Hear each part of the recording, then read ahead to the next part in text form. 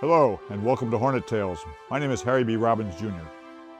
I served in Hornet 1965 to 1967. My primary job on board was Assistant Navigator, which meant safe navigation of the ship at all times. The importance of that is you don't want to ground the ship. You don't want to run it aground. Secondly, it's absolutely imperative that when you're conducting air operations, we need to let our pilots know where the ship will be when they return. If they go off over the horizon someplace, they need to have a position to come back to. It's our job to get the ship to that position so that we meet up together. Additionally, my duties were to stand officer of the deck watches. The officer of the deck, or OOD as we call him, you essentially run the ship for the captain. You're steaming the ship, you're conning the ship, you're giving all the orders that move the ship through the water or turner. And in addition, when time permitted, was able to fly the ship's C-1A, which is what we call a COD, carrier onboard delivery aircraft, a transport to carry passengers and cargo, and I logged 33 carrier landings on board this great ship. This was during Vietnam, latter part of '65 and early part of '66. Yankee Station was a point off the coast of Vietnam. Became well known, particularly that was where all the attacks were launched towards the north. Hornet's role on Yankee Station was specifically search and surveillance of enemy activity off the coast of North and South Vietnam. When we were not on Yankee Station, it was anti-submarine warfare. The aircraft that we carried were specifically equipped to counter any submarine activity, to locate them, and, if necessary, destroy them. Since the Navy began, we've used a bosun's pipe, a shrill whistle, to announce evolutions followed by a voice, the voice of the bosun's mate. Somewhere prior to World War II, we used a bugle, but bugles went out of usage after Korea, and our admiral, who was embarked in the ship, insisted that we use bugle calls. We did not have buglers on board the ship. I don't even think we had a bugle on the ship. But the admiral insisted that we do this. So our engineers came up with a clever solution using a small Sony reel-to-reel tape recorder.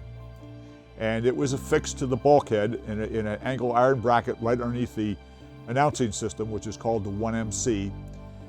And we trained our bosun's mates to operate this. Now, there are about 60 or 70 bugle calls in the Navy, official bugle calls, but we had one bosun's mate, well, I'll refer to him as Smitty, who had a terrible time. Well, we were on Yankee Station in late January 1966. President Johnson had declared a bombing halt for most of the month of January and had lifted it. And we suddenly found ourselves out there all alone, Hornet, I think, in one destroyer. And I had the deck. It was about 10:30 in the morning. The captain was in his chair on the bridge, and what we called the admiral's alarm went off, which was a gong to let the captain know that the admiral was calling him. I could pick up a sound-powered phone, which is basically a phone, and listen to what the captain and the admiral were saying. I could not speak on that phone. I could only hear. And the admiral told the captain, there are MiGs in the air over, North Vietnamese MiGs, in the air over Hanoi, and they're headed our way 83 miles out. Go to air defense. He effectively ordered the captain to go to air defense. I turned and called into the pilot house, bosun's mate, sound air defense. Silence. I called into the pilot house again, bosun's mate, sound air defense, much more emphatically. Mr. Robbins, do you want me to use the bugle? I said, yes, Smitty, use the bugle. Smitty had the watch.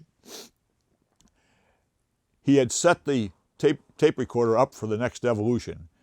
Air defense, alphabetically, is one of the first on the tape. Smitty had put it into instant rewind.